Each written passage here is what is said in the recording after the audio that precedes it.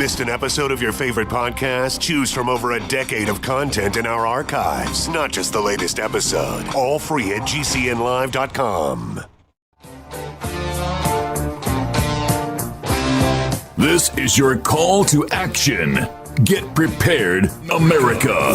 Economy, survival, energy, disasters. This is USAPrepares.com. Informative radio, educational radio. Interact now by emailing instructor@USAPrepares.com or text at 434-390-7953. Class, please take your seats. Now, your instructor, Vincent Finelli. Everyone all set, cocked, locked? Here we go. Your dial set correctly to USA Prepares, and we are delighted that you're in class with us today. We broadcast 2 hours Monday through Friday, 9 a.m. Central Time through 11 a.m. Central Time, from high atop the Missouri Ozark Mountains. If you would like to call us, we'll pay for the call. 866-582-9933. 866-582-9933.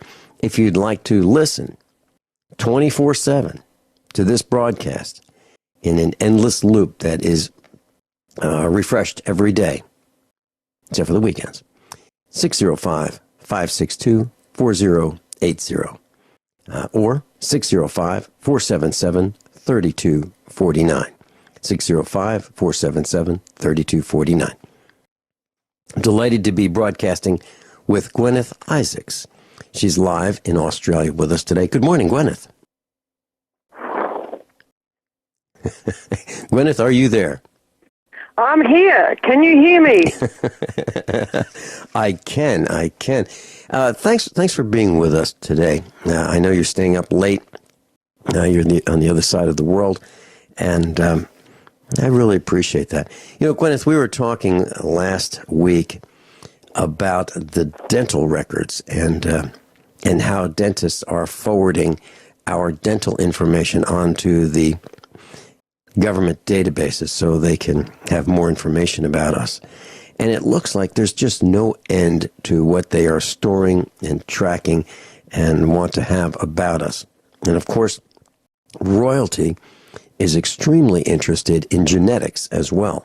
So they're probably using this information for multiple purposes. One, to find us should we try to hide from them. Two, to see how well their evil plans are working to kill us off and cause diseases, and see how diseases are being spread and so forth. Do you agree with that? I would absolutely agree with that. And coincidentally, while I was waiting to go on air to keep myself awake, I was actually watching Bruce Almighty again. And you know, the DNA database is also mentioned in there. I think I mentioned last week about, you know, how the dental records were mentioned in that particular movie. Well, I just watched it again, and the DNA records were also identified, and that came out, I read an article about it a number of years ago about how they were actually taking everybody's DNA at birth. You know, and that was the real reason why they want the little blood sample from your baby at birth when you're in the hospital. And probably they'd take the mother's blood records at the same time. So, and it's like, and it actually did come out. I wish I could remember where that magazine article was, but it is actually kept on a database.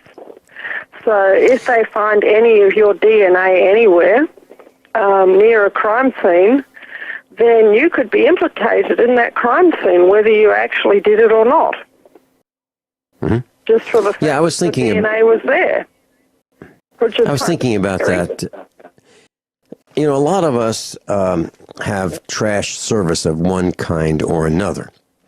If we have a job, we have a little waste paper basket near our little workstation, and we might blow our nose, or we might remove lipstick, you know, whatever.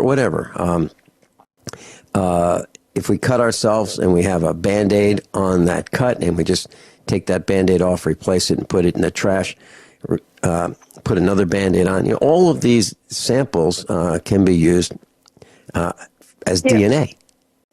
Yeah. And we're not thinking about it. And if we use a paper cup, if we go to a restaurant and we just throw out the cup, or if we use a paper cup at home and we throw it in the trash, and then we take the trash out on Fridays or Mondays or whenever the trash pickup day is, there it goes. And so we are all doing this. As a matter of fact, Guineith, let me share something with you. One of the things that I decided to do, I'd been fed up with the public school system in our neck of the woods, and I thought it was substandard by a long, long margin. And our son decided that after being homeschooled all of his life, he wanted to try the public training camp. He wanted to be a freshman in the public training camp. So Mrs. Finelli and I said, sure. So we interviewed the principal, and we interviewed the teachers, and we interviewed the superintendent, and we decided, we'll try it, see how it goes. And then I was invited, and Mrs. Finelli was, we were both invited to be part of a drug testing committee. There's something new. Right, yeah. And I was resistant to this drug testing thing. And they said, well, drugs are running rampant. And I said, okay, so do we have a problem with the drugs in the school? And they wouldn't answer me. But they were insistent. The superintendent and the principal were insistent upon having this drug testing program Probably implemented. Get funding. That's right. There's funding attached to it. Yeah. That was my belief. And I mentioned that, we hardly have enough money to have books in the classroom. As a matter of fact, they only had 6 books in one of the agriculture classes, and they didn't have enough books for the students, so they didn't even assign homework because they thought it would be unfair. Yes, they only had 6 books. And so instead of this is giving... in a rural district, right? Yes, yeah, So extremely... Agriculture lessons are kind of important. Absolutely. So the whole school had the whole high school had less than 200 students. The whole high school, not the class, not the graduating class, the whole school. So this drug testing thing was being pushed on the committee, like we need to have it. And I'd ask questions like, so what actually is the problem? Is there a problem? And they could never answer that question. So I started asking questions like, all right, so what about, how does this work? Well, the numbers, the students are identified by numbers. Each student has a number. We pick the numbers at random, and then we call students into the front office, and we have them urinate in a cup. We pee in a cup, and we test right then and there while the student's waiting. And I said, okay, so what do you do? What do you do when it tests positive? Oh, we send it off. Where? Well, we don't know. So you're going to send off a DNA sample someplace where you don't even know where it's going, and you're going to do that. Well, they couldn't answer that. And I said, well, I want to know where. And then I want to know what happens to that DNA sample, and where does it live, and how long does it live there, and who are these people, and how much does it cost to do that? Something that occurred to me just then, have these people heard of chains of evidence and habeas corpus? Well, interesting you say that. So I said, well, I'd like more information. And the next thing I know, they were sending out these invitations to the meetings, for this drug testing committee. And we stopped getting them. We stopped getting the invitations. What they did, these guys are so sneaky, but not all that clever. They changed the town that we lived in. So they had the right street, but the wrong town. So we never got these invitations. And I became curious as to why. And so we ended up at the last meeting. And because I found out about it, did some research, found out about it. Stuffed up your address. Yes, sure. And we showed up, and so I had lots of questions, and I was a real problem. And I said, so, hold it. My son is not yet 18. Mm-hmm. You will not test him for drugs without my presence. Mm-hmm. You will call me. He will not urinate in a cup without me watching every second of this process, including the destruction of the DNA evidence. And here's what they did. Who else is going to be watching him pee in a cup? Well, what they would do is they would call these numbers at random, which my son was called at least 4 times. And what they did was they selected, in my opinion, they selected the numbers of the students, the numbers that represented specific students that would test negatively. They did not want positive tests in their school because I think they were probably rewarded for not having drugs in the school. So they picked the best students for not testing positively for drugs. So, and then what I found out was several of the students who were friends with our son. I'm sorry, what was that, John? It looks like we just lost Guineith, but she'll be back. And let me continue with the discussion. So several of the students who were friends with our son were tested for urine tested, and they tested negatively. So it appeared that there was no drug problem within this school system.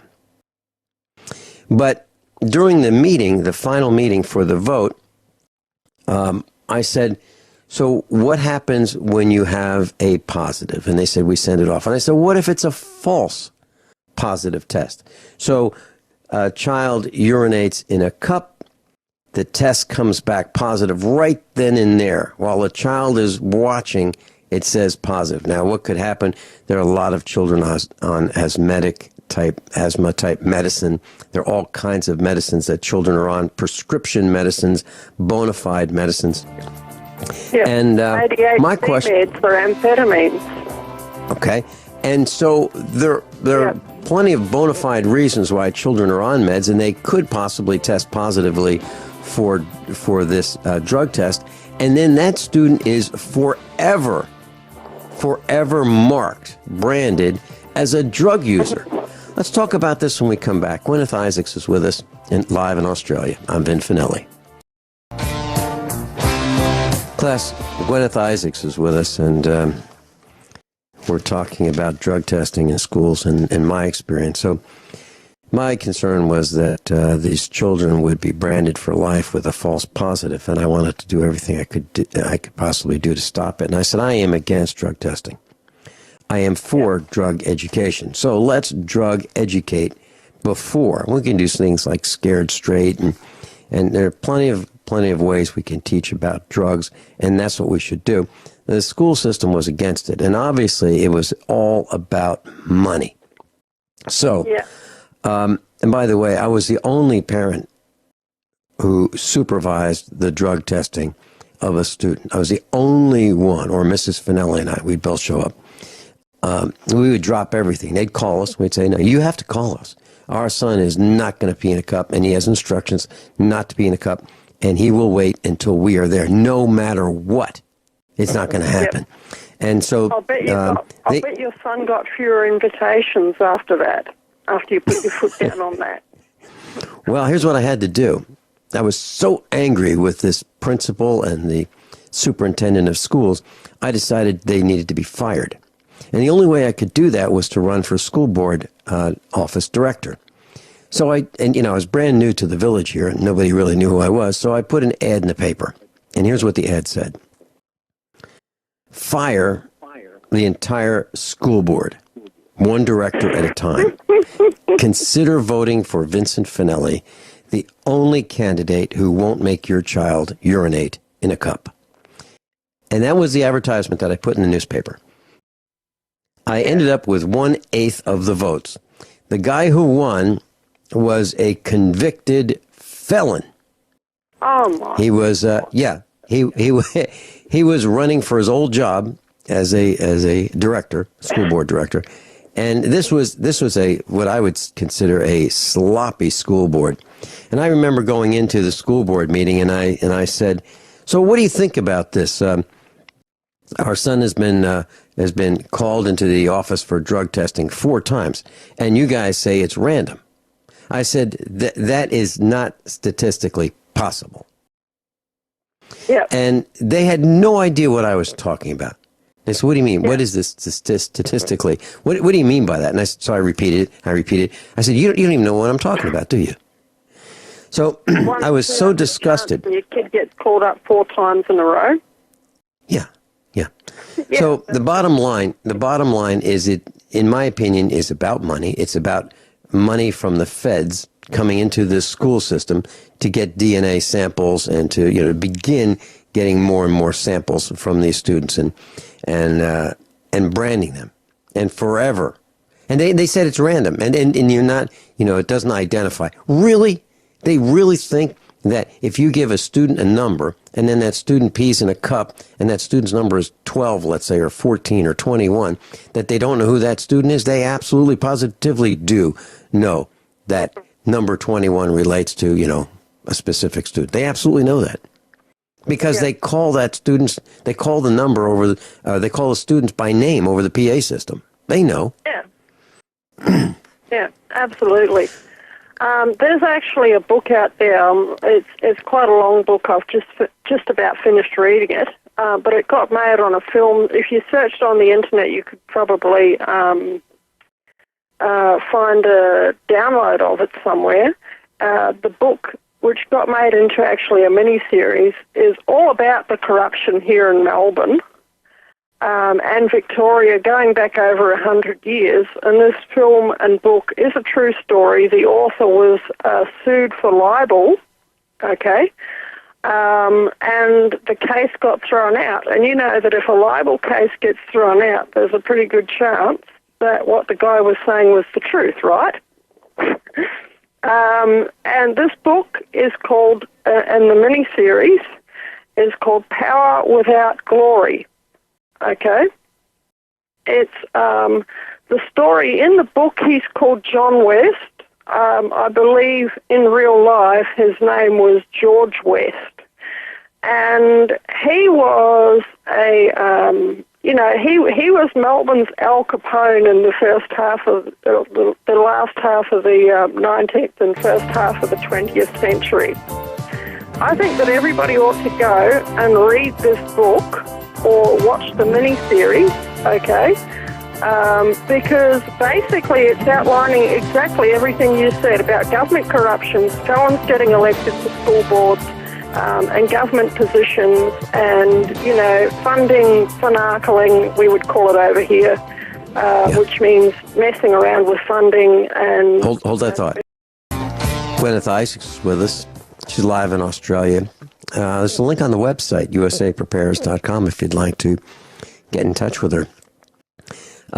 Guineith, I wanted to share with you one other thing that we were talking about corruption at the school board level. And so I was at the school board meeting and, watching these guys. And what I found out was parents don't show up. Mrs. Finelli and I were the only visitors during the school board meeting. And they decided they were going to open bids for propane, and they were going to buy like 30,000 gallons of propane for winter heating at that particular meeting. And the superintendent was at the head of the table. She said, I'm so sorry. I opened this bid by accident. And so it's open. But so she had these sealed envelopes. And what she should have done was said, we're going to have to rebid. Yeah. But because she opened the envelope by accident, so she said. So they continued to open, and I'm just watching this. I'm absolutely stunned. And so they're opening the envelopes that were remaining, and they were reading the bids, and there were like maybe 5 bids for this propane. And one of the bids, there were local bids, like a guy in town had a company, and he was high in terms of cost. And the lowest cost was probably about 20% less than that. And that was from a larger propane company. It happened to be the same propane company that I selected. Why? Because all propane is the same, and I want to pay the least amount per gallon. Okay. So, and I'll bet you they got the propane. I'm sorry, what was that? I said, I'll bet you somebody's buddy got the propane. That's exactly what happened. And the company that was the least, the company that was the least expensive, the one that I used, had a form letter, and it said that the price per gallon is, and they filled in the amount, plus any applicable taxes, or any plus taxes, if any. Okay, and they signed it. And so the school board's looking at this and they're saying, "Well, geez, we don't know what the tax is, so we can't figure out how much the bid is." And I'm scratching my head. Schools are government organizations. Okay, they don't pay tax. Aren't they Governments don't teach people how to add and do multiplication and stuff. Well, here's what I did. So they're scratching their heads. And now one of the guys is a CPA, certified public accountant. He's on the school board. And he can't figure out how much the school would pay in taxes. I'm looking at this guy thinking, is this guy for real? So I said, look, if you guys don't know, I spoke up from the laughing, but this is how things run on every scale in government, and it's total corruption. It absolutely is. I have heard this story a million times, probably not literally a million times, but like I said, I've just finished reading this book, Power Without Glory, and this is basically the plot of the whole book, once over again and over again and over again. This whole state of Victoria is run on lottery revenues, casino revenues, motor vehicle registrations, fines, and the government extorting money out of people so that they continue to live on their own freehold or allodial title land.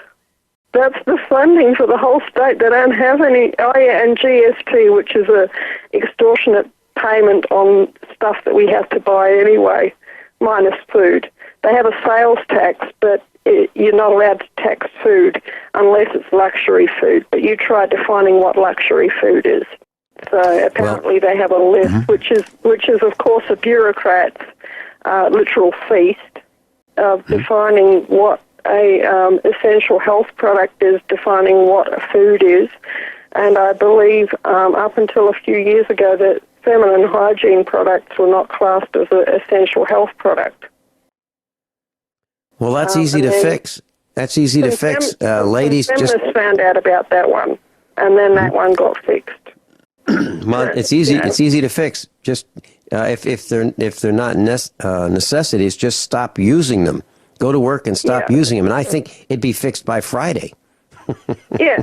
But the thing is, the whole system is one vast extortion racket, and they have an ABN, which under the Australian Corporations Act makes them a corporation, which means they can't be a government, because merger of state and corporate government's called fascism, and fascism is not allowed in this country.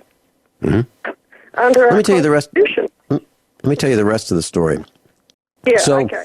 the CPA was trying to figure out, in my mind, I think he was trying to figure out how he could award this or vote to award this to his buddies in the local company. But, I can't say that for sure, but I think that was the case. Yeah.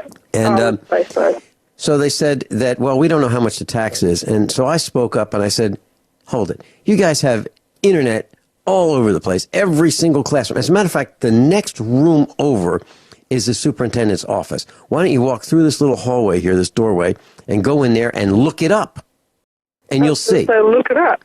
Yeah, and wow, that's too complicated. And so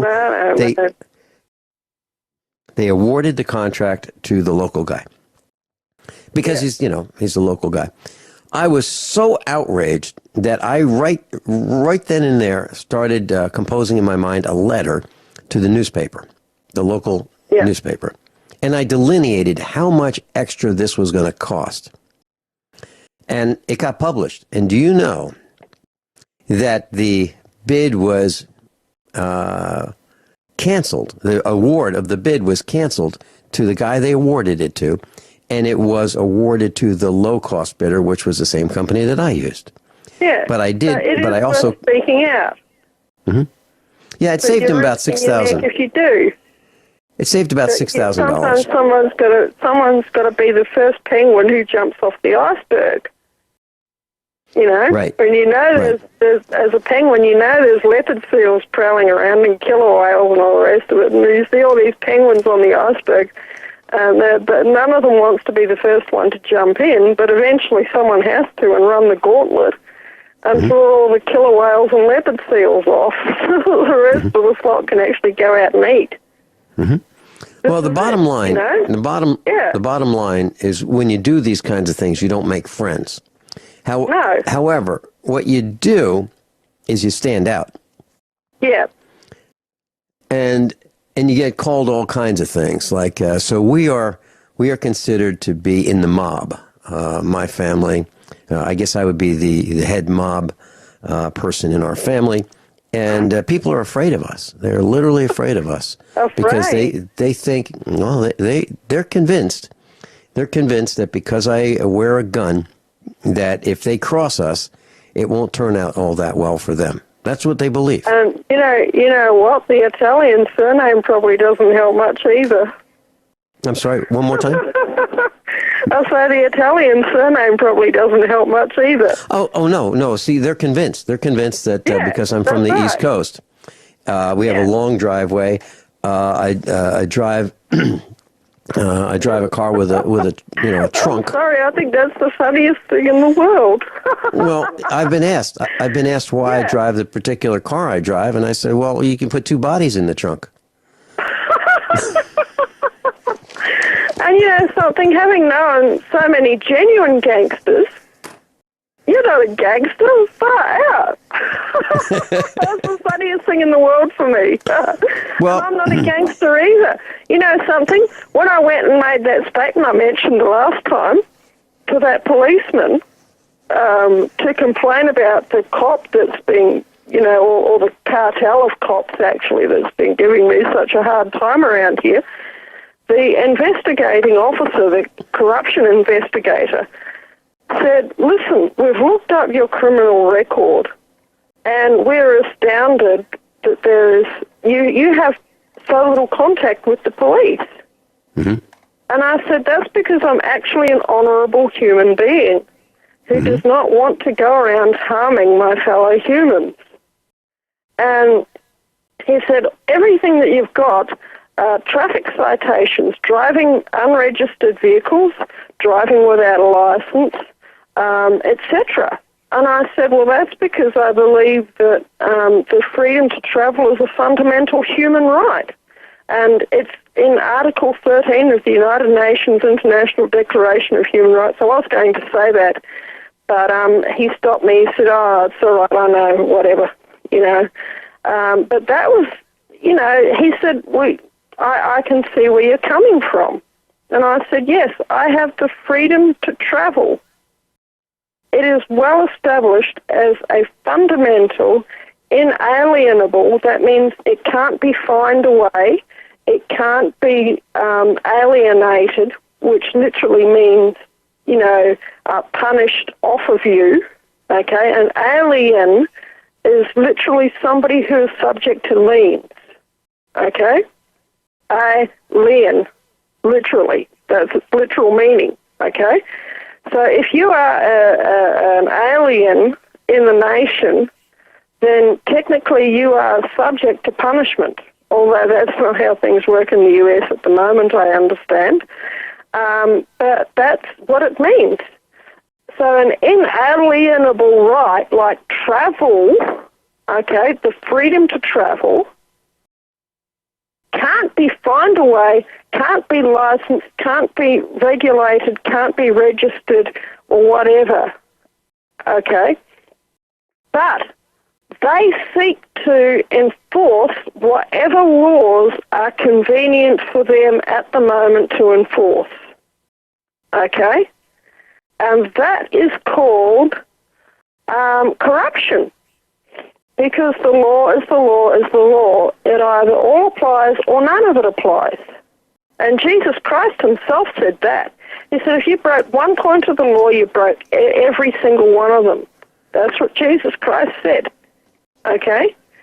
So, and it goes back hundreds and hundreds of years to the Statute of Monopolies, which was 1612, that you couldn't have licenses and registrations. And anyone can look that up, you know. And in the US, they had their own parallel laws that Washington and the rest of them set up at the foundation of your country, where you could not have, it's called antitrust law. Hold that thought. Class, Guineith Isaacs is with us, and if you'd like to get in touch with her, spell her name, Guineith, last name Isaacs, and you can look her up on the internet. She's on Facebook. There's a link on page 1 of usaprepares.com, and you can go right to page 1 and you'll find Guineith Isaacs. You can click on it. It'll take you right to the web information about her if you'd like to get in touch with her. Guineith, when I first moved to town, about just over 10 years ago, a town of 100 people, I decided to go to the county seat, and I wanted to meet the commissioners. And I found out that they had lunch together, and they'd meet twice a week, and that's a part-time job that they had. There were 3 of them, and they'd meet, and they'd go to lunch together. And I asked if I could join them for lunch, so I met with them 3 times for lunch, and each of us paid our own way for lunch. I made sure of that. And they asked me a very interesting question. One of them, on the 3rd meeting, I wanted to meet the president of the bank. I wanted to meet these guys. I wanted to see who's who in town. And so one of them, on the 3rd luncheon, one of them leaned across the table at the restaurant, and he said, "Who are you? We can't." He probably said, "Who are you?" That's what he said. He said, yeah. "Who are you? We can't find anything out about you. Who are you?" And I said, he said, "We did a background check on you, and we can't find anything." And I looked at him very sternly across the table, leaned in toward him, and I said, "Not everyone is a criminal." That's the truth. That's absolutely the truth. You know, and you know something? Not everyone wants to be involved in their stinking system that reeks to high heaven and turns innocent people into criminals and lets the guilty ones go free. I don't want to have anything to do with such a system. That's why I seceded. That's why I declared myself a princess. Okay? It's not some crazy thing that I woke up one morning and decided I was going to be a princess. I put years of research into this. I spoke with people. I drove actually hundreds of kilometers to speak to secessionist princes, okay, or a particular secessionist prince in person in Australia here, okay, to get his take on why he did what he did, and that's Prince Leonard Casley, by the way. He lives in Western Australia, and he has the Principality of Hutt River, which is a station in outback WA, and he seceded, and he declared himself a prince, his wife a princess, his kids are all princes and princesses, because the government had set up apparently a communistic-type wheat quota on his property, which was absolutely impossible for him to comply with. Okay? Now, that the whole system is a big corporation, and under antitrust laws, you do not have to consent to contract with a corporation if you do not want to. Okay? So if you don't want to buy stuff from Walmart, you don't have to buy stuff from Walmart. You can go to the mum and dad store down the road. Okay? You don't have to contract with Walmart. You don't have to contract with Sam's Club or Macy's or whatever shop they have. I'm not sure if they still have Woolworths in the US. Okay. Well, they used to. They still have Woolworths here. Okay. Because actually Barbara Hutton lived in Australia for quite some time, and she set up the Woolworths here. And coincidentally, her son, her heir, I'm not sure if it was her son or someone else, ended up turning into a mass killer. He went crazy with a gun one day and shot a bunch of people. Hold on for 1 second. Princess Guineith Isaacs, will you come back with us and talk about secession? I will. Yeah. Next time you're on. Okay, we'll chat about that off the air, and we'll get you scheduled. I'd love it. Okay, thank Princess you very much Guineith for that. Isaacs. Yeah, thanks Have so a much. lovely day. You too. Okay, thanks for staying up late. Bye-bye. Everyone all set? Cocked? Locked? Hour number 2 of the USAPrepares.com. Delighted to be broadcasting this hour with my dear friend Roy Birdsong. Roy Birdsong owns a store in Springfield, Missouri. It's called Choose Your Own Wireless. It's a cell phone store. And welcome, Roy. Hey, good morning. Roy, you've got a heck of a story to tell us. So you were minding your own business, right? And all of a sudden, this little critter bites you. Yeah, it's called a brown recluse spider that I did not know I had been bitten by until days later. Brown recluses, that's hence the name brown recluse. They hide in dark, reclusive places. And everybody keeps asking me, did you get bit outside? Did you get bit inside? Well, through my research, most people usually get bitten on the inside of the house. It's usually coming from the bedroom. Those spiders hide in dark, reclusive places in the bedroom. They hide in your drawers. They hide in your closets. And I'm going to guess that's probably where it came from. They climb up into the bed at night. I thought at first when I got bitten, because I've been outside wearing shorts outside, doing some work outside, that I'd been bitten by something outside. What was so unusual was where I got bit. I got bit on the inside of my left leg. And it was hard to see and hard to follow up on. At first, when I got bit by it, I thought I thought it was just a benign bug bite of some sort. Didn't pay much attention to it until about 4 or 5 days later, when I started getting sick and coming down with chills. And but this was back in August. The weather back in August was like 90-something degrees. I was standing out in front of my store, cold as heck. I mean, I was freezing to death. I grabbed my briefcase and I told everybody in my store, I said, I'm going home. So I went home, got in the bed. My wife came home. She said, what are you doing home so early? And I said, I'm sick. I don't know what's wrong with me. And she said, is there anything different about your body? Have you been perhaps bitten by something? It was unusual because my wife's a pretty smart cookie, and she picked up on that real quick. And I said, well, the only thing I can recall is first part of the week. This was on a Friday. The only thing I could recall was first part of the week I had this bite.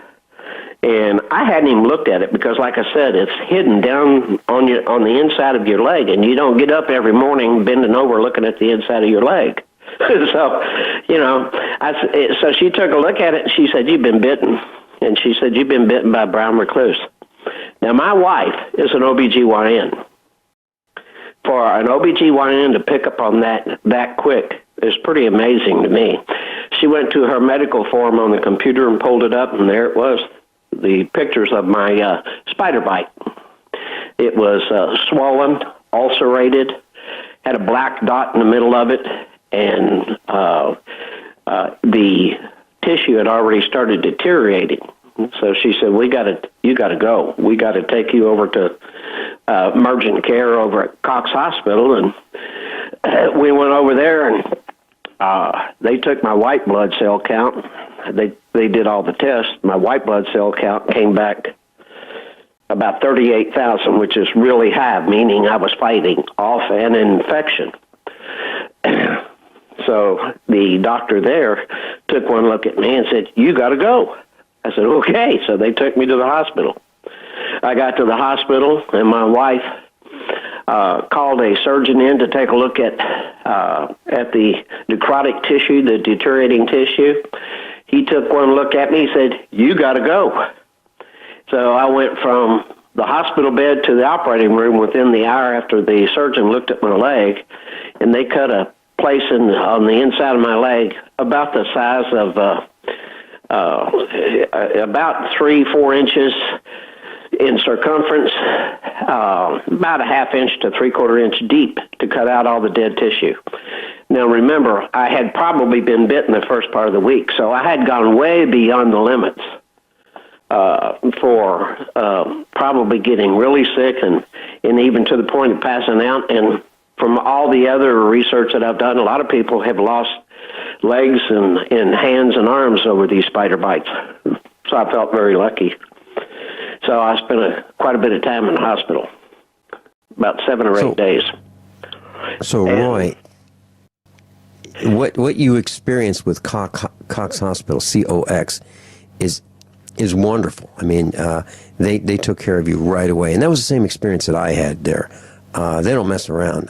It's not typical of what you might find in a hospital where you might wait a day or so to go from an urgent care situation into the hospital. And you went from urgent care to the hospital to surgery immediately, right? Pretty much. I mean, it was wham bam. You got to go. You got to go. Everybody kept going. I was going to the next stage in this. You know, the precipitator of all of this is the white blood cell count.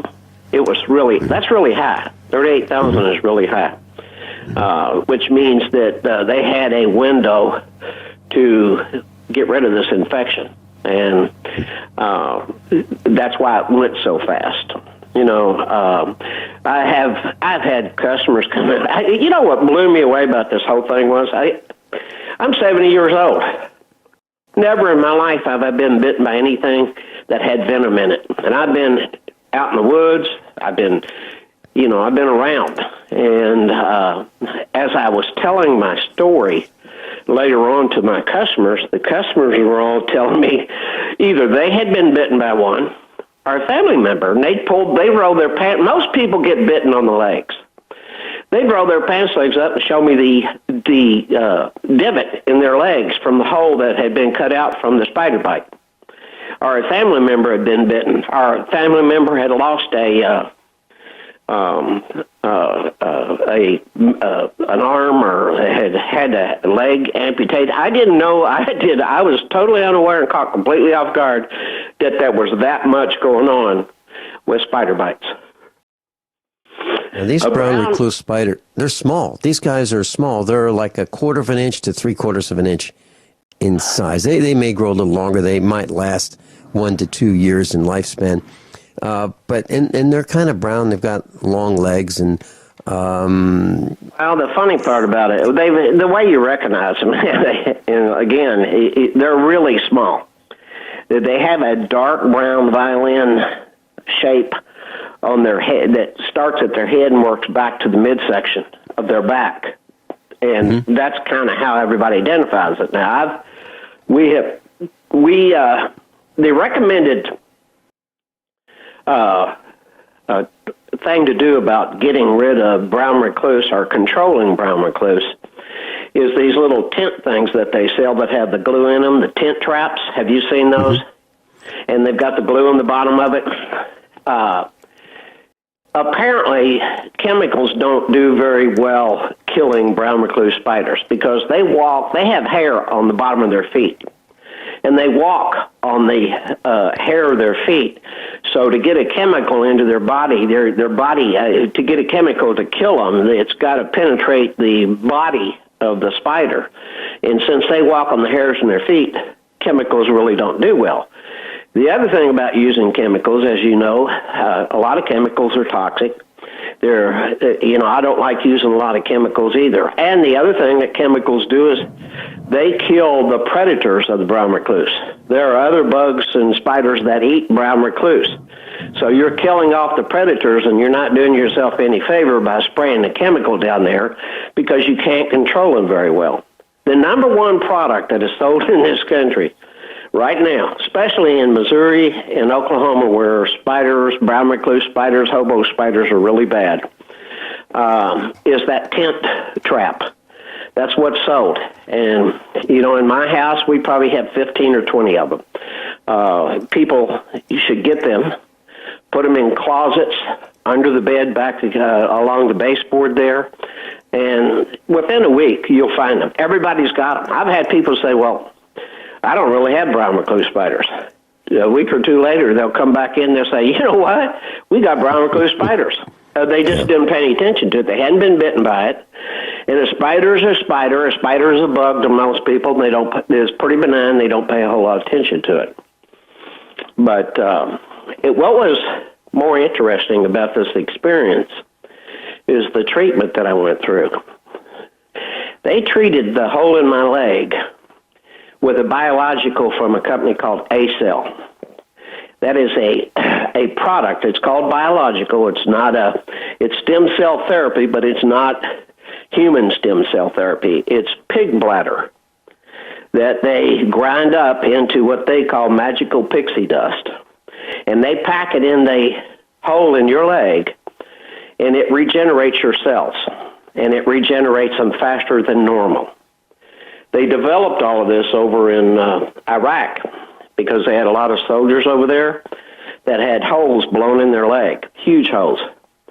Now, this stuff can't be used in the muscle part of the body. It can only be used in the fleshy part. And because the cells are abundant in fleshy part of the body. But they packed those holes, and those soldiers recovered, and the holes eventually filled up with tissue and grew over the top of it, and they didn't even have to have they didn't have to have any surgery or any skin put over the top of it. So it just grew back naturally. No skin grafts involved at all in these cases. Now, these soldiers were sedentary. They were laying in beds with this stuff being packed on, and generally what they did to me was they would repack me every week. I'm sure they did the same thing to those soldiers. The hole in my leg was similar to a hole that you have if you were over in Iraq and you got hit by shrapnel. It's similar type circumstances where they would have to fill them with this biological.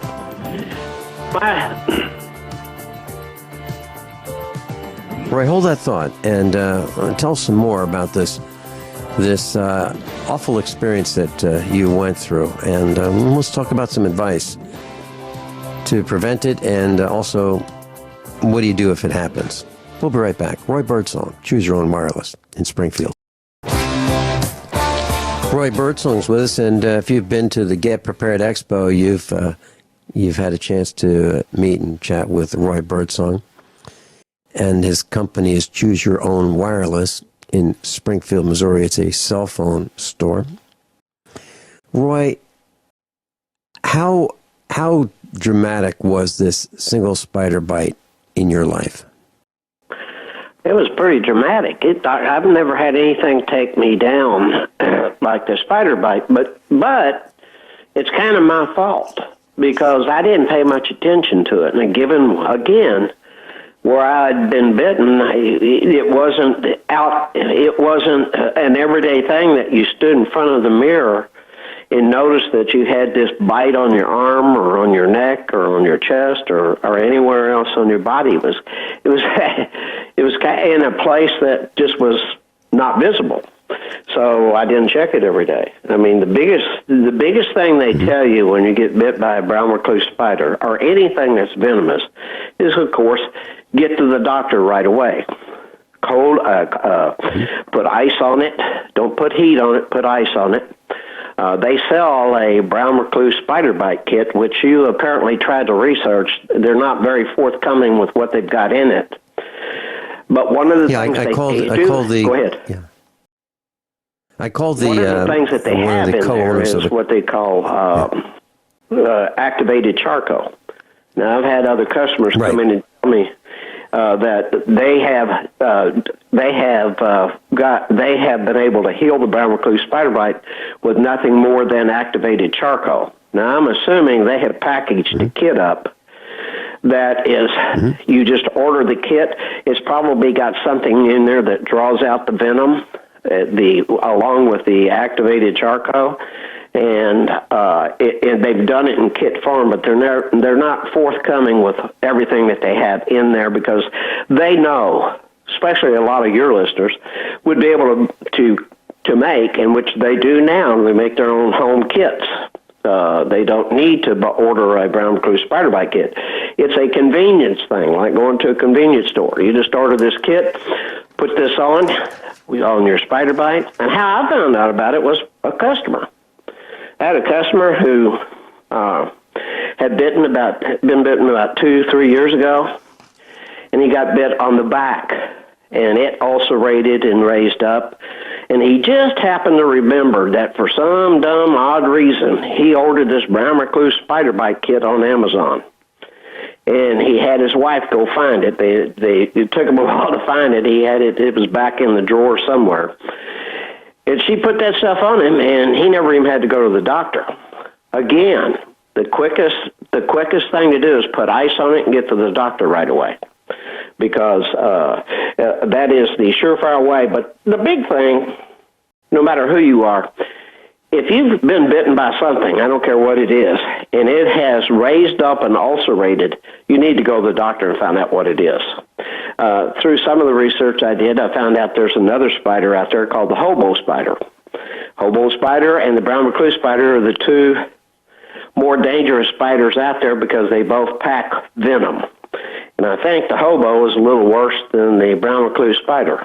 However, in Missouri and Oklahoma are the two worst states for brown recluse and hobo spiders. So that's why I say you need to be aware of what's going on now. What bothers me and what scares me is, and the good thing about it is children. If children get bit, usually just the slightest pain will make them cry and whine, and you'll know that there's something wrong with them. With adults, we have a tendency to just pass it off and think that it's going to go away, which is what I did, and it didn't go away.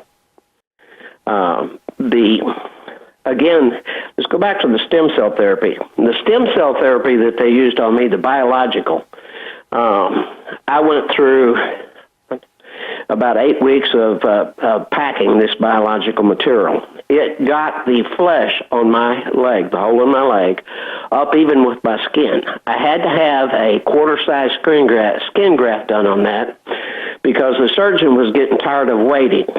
And I was kind of a guinea pig because the sales rep was there the whole time. Every time I went to a surgeon's office to repack my leg, he would bring the biological in because I was kind of a guinea pig for it. Mm-hmm. Let's talk a little bit more about that when we get back. And also, how about did you create quite a stir in awareness at Cox Hospital? Did this event wake up a whole bunch of people or was it just routine? Let's talk about that when we come back. Class, Roy Birdsong is with us. Roy Birdsong was bitten by a brown recluse spider, and it changed his life. And he's telling the story.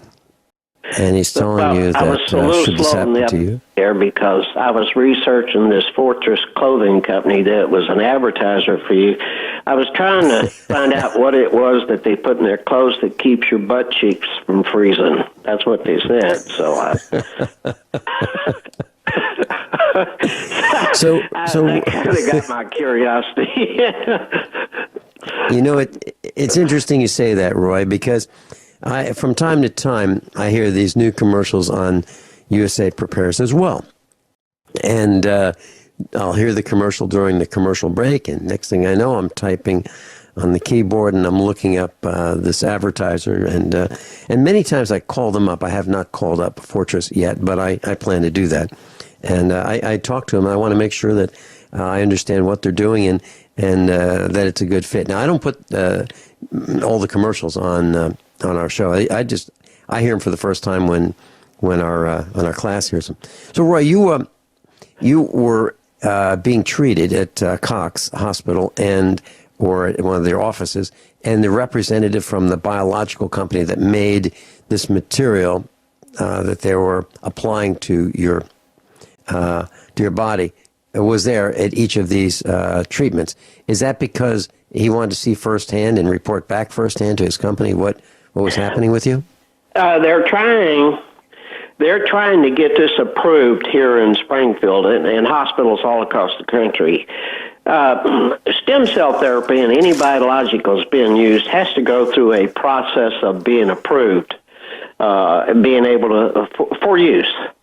And my wife actually figured this out a week after I had got out of the hospital. She had to go to a medical program with this company. Their big thing right now is prolapse uteruses. They have got a product now made out of the same stuff to replace the sling that you hear so much about, the mesh sling to support the uterus when it drops. They have got a technique now, and they've got a product now that they can replace that with this same biological material. And of course, over a period of time, the biological material just disintegrates into the body, and your uterus is repaired. And that's how come I knew so much about it, because she had told me what all they had at this meeting that she went to. And she's pretty excited about it, being able to do a lot of repair work. So I was on the way back from this meeting.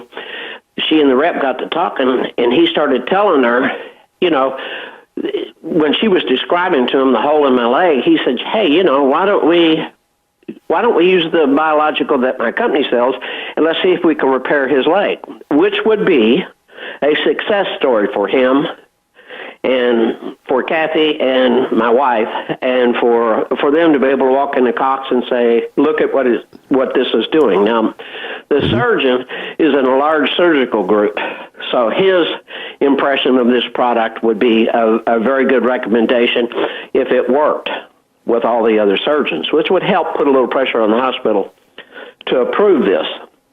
The only problem that they had with me is I was not sedentary.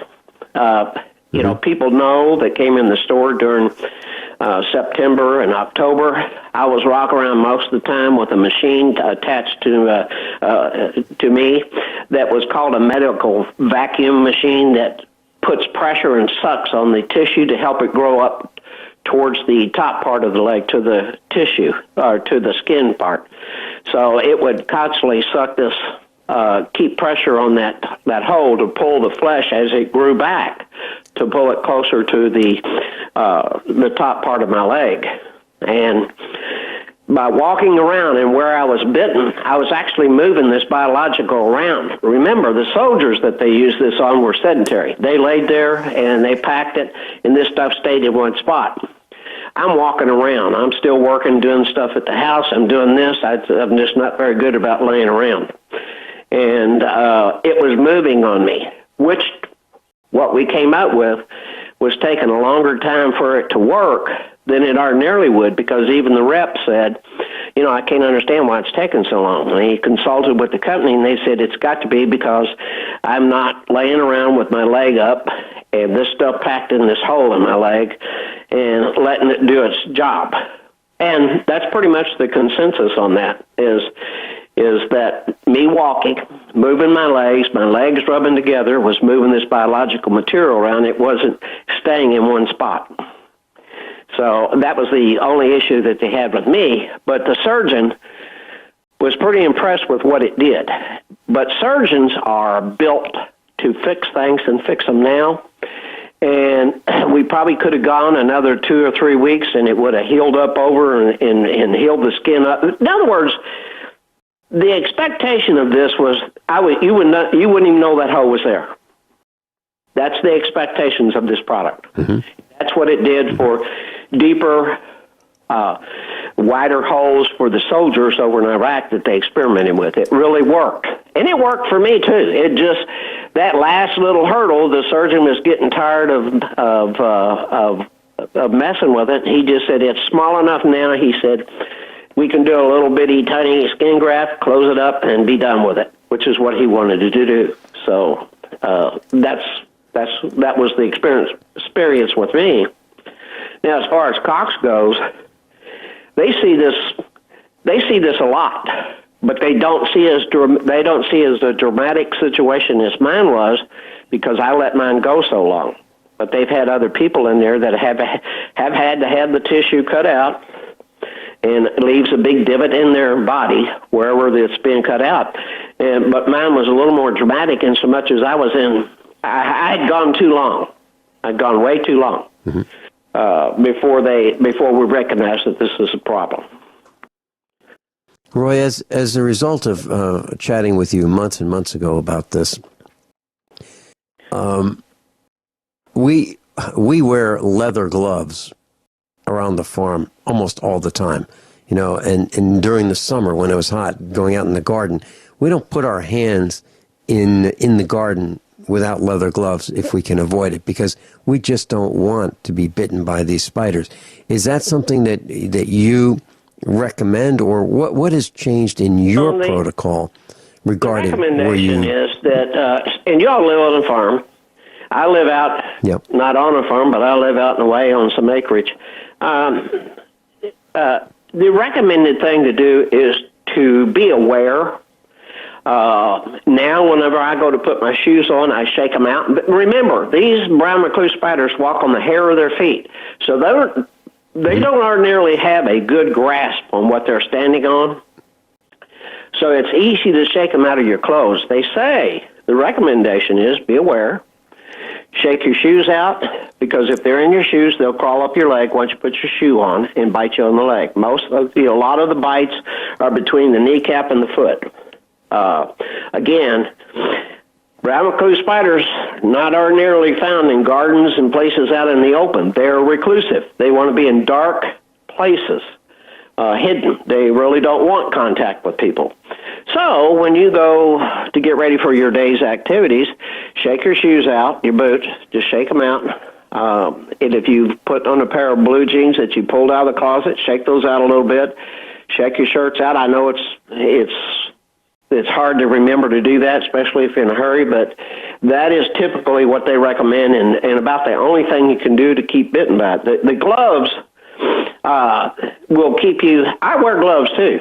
When I'm working, I always wear gloves. But that didn't stop this bite, because I'm almost comfortable in believing that I got this bite probably from inside the house, perhaps sleeping at night.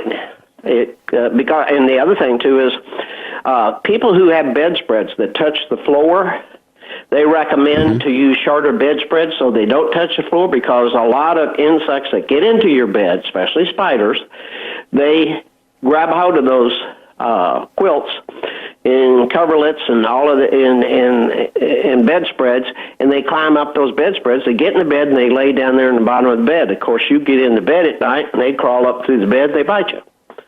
So, for example, I've got a quilt on my bed that's a little oversized, and we just curl the corners up and throw them up on, we fold the corners back on each bed, that the part that touches the floor, so that there's nothing for a spider to grab a hold of to get into the bed.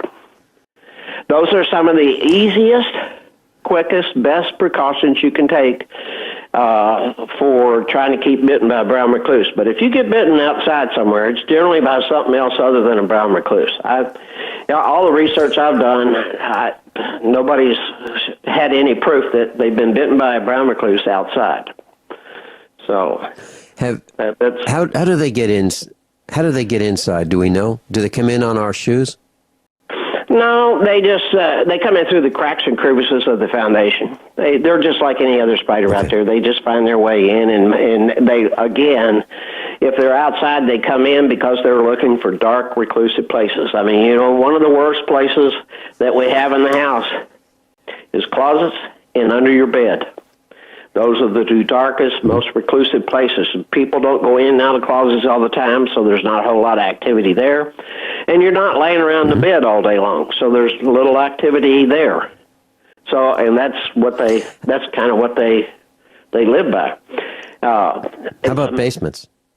Basements, same thing. They stay down in the dark. Okay. I've got these little tent traps all over the place, and most of the people that I talk to, my customers and people that I know, they're all using these things. You know, I can stand there and tell somebody about this, and I can mention a brown recluse spider and tell them I had a hole in my leg, and they shudder.